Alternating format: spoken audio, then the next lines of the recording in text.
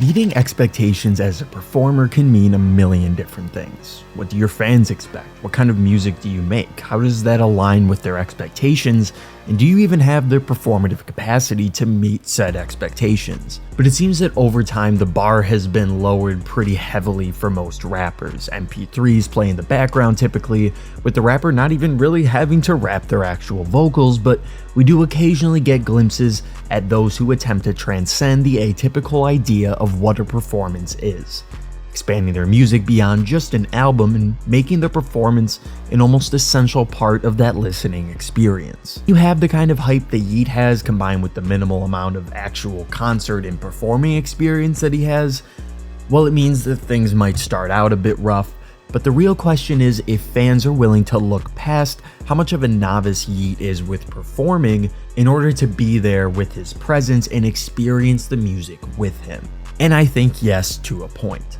That point was stretched at Yeat's first show on his anticipated tour, in which he denied performing at all the Rolling Louds before this so that he can do his own thing. And from apparently showing up 30 minutes late to performing for not even 30 minutes, there are rumors flying everywhere.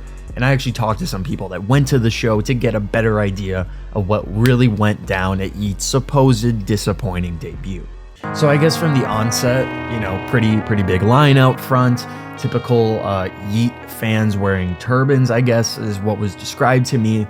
And, once you got into the venue, there was an hour-long DJ set before Yeat came out.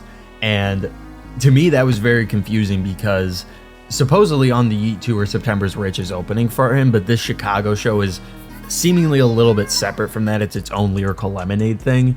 But to not have an opener, but to have an hour-long DJ set is not only a really confusing move, but also one that I think they didn't take into account how many new people are to the performance and concert venue scene. How many people are new to that are going to a Yeat show as like one of their first concerts. It's like, this is clearly a different show from typical tours or even just like venue pop-ups. And it just kind of, it's confusing to me, and I can't imagine how confusing it was to the people there, because with that is people dispensing their energy early on. Like if you have an hour-long DJ set and you have people that are new to the concert scene and wasting all that energy, they might think Yeat might just pop out at any random minute. Like I don't think that they're as aware of how this works, and the people that are aware are probably like, why is a DJ playing for an hour and why aren't we getting an actual performer out here to give us something before Yeat? Because that's just how things go. And also, I think the attention span of Yeat fans, these are young fans. A lot of these fans came from TikTok and a lot of the social media platforms where Yeat has been exponentially blowing up over time. It's like, you got to understand, these kids, I think, are a little bit different than people that might have started going to shows even like 5-6 years ago. It's just different. We're in a different time. And also, Yeat seemed really awkward and uncomfortable to many that I talked to. People in the comments on some TikToks I made also explained this too, and how it just seemed like he was a novice to performing, which is fine. All of this is fine and expected for people that are nuanced when it comes to new artists performing, blah, blah, blah. But other people out here might be like, oh, I was expecting a Playboi Carti-esque thing. It's like, he doesn't have that kind of experience, that kind of nuance in order to do what it takes to be an artist that gives that kind of performance. I don't think Yeat's there yet. And also when he came out, it seemed that he was asking the crowd like, jump, I need you guys to get hyped, jump, jump. But like, he was not carrying that energy himself. And that's, you can't really do that kind of stuff either. You can't ask for what you're not already providing. And it doesn't matter what kind of stature you have as an artist, especially when you're coming out the gate like this. You have to give the audience, reciprocate what they give you in terms of energy, in terms of applause and thanks. All these things are important, because if you make a habit of not showing love to your audience and not doing this, not doing that, that develops a stigma against your performance and depletes your audience to the end of the day. Also, the stage setup, like I love Lyrical Lemonade, but it just appeared super amateur, super DIY-esque, and not in a good way. So I was just kind of strange. I thought that was strange, like the mannequin placements. I was not a big fan of that.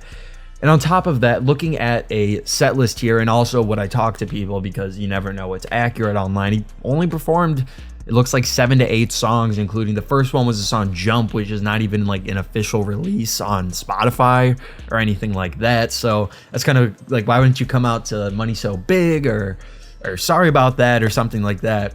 Like, it just doesn't really make a lot of sense to me in that aspect. But he did play Sorry About That, Big Tonka, Dub, Poppin'. But 7 to 8 songs, man, you know, that's... It's close to unacceptable for having your own show and not having an opener, giving an audience of people that, you know, it's fair to assume these people travel kind of far to see Yeat because of the kind of artist that Yeat is right now, incredibly sought after. And, you know, Cole Bennett came out and sort of gave what I thought was a very responsible and important PSA saying Yeat is new to this, completely accepting that fact and addressing the elephant in the room that Yeat's so new to this. But, you know, it's one thing to make that address, but it's another thing to like come out late and not perform for as long as I think people expected you to. So I think that's just something that's important that needs to be addressed as well. But really, shout out to Cole for really taking Yeat under his arms and giving him everything he needs necessary. I really think what he's doing for Yeat is very responsible and puts him in a good place moving forward. But all of this begs the question, what kind of performer does Yeat want to be? Does he want to be a Playboi Carti where his performance is carried by his songs and his audience and sort of playing off the conventions of what a typical performance is? Or is he just going to be somebody that, you know, raps behind his MP3s? And that's fine if he wants to be that.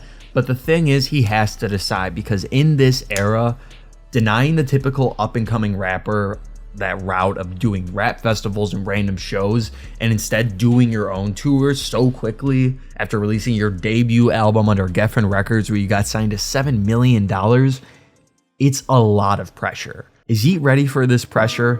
Well, luckily he has a whole tour to figure it out. Thank you for watching. I really wanted to talk about Yeat's first performance. I think it's like a very important and almost cataclysmic moment for his career, and I think could be a very big wake-up call to him finding out what kind of artist he wants to be in this space where it seems that his audience is defining him quicker than he could ever do himself. And that's not to say that's a bad thing, because I think Yeat has all the potential in the world. I just think that elements of the performance, you know, he'll figure it out over time. And I just think that he needs to realize that those things aren't going to figure themselves out. You kind of have to address them head on, try new things in the live performance scene. Get some more rest tonight before, you know, like, but be ready to give your audiences what they paid for. And I think that's the number one thing.